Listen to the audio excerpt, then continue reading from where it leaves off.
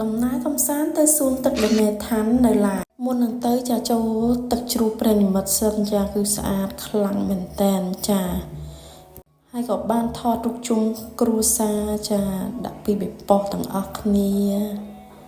ហើយទៅណាមកណាគឺអត់ភ្លេចទេចាយកអំបិលម្រេច PVP ទៅតាមខ្លួនហ្មងញ៉ាំមួយសាច់បន្លែអីគឺត្រូវម៉ាច់ចាឥឡូវយើងចូលវីដេអូឡើងទូកទៅកោះហើយចាដែលកោះហ្នឹងគឺទល់មុខព្រំដែន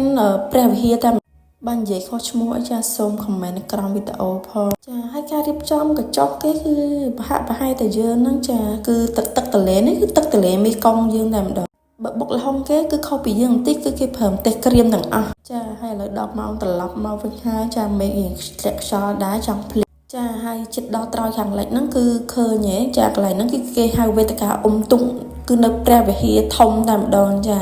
ហើយនៅទល់មុខហ្នឹងគឺកោះឡាយតែម្ដងចាជាក់ស្ដែងមើលផែនទីបានចាព្រំដែនគឺនៅពាក់កណ្ដាលទន្លេមកខាងម្នាក់យើងនៅខាងលិចគេនៅត្រោយខាងហើយបើកាទៀវគេវិញគឺគេហៅកាទៀវឡាវគឺគេញ៉ាំមួយកะពិចាហើយគេមានបន្លែឲ្យដូចស៊ុបចឹងចាហើយប្រើទឹកសុទ្ធឡាវអីចឹង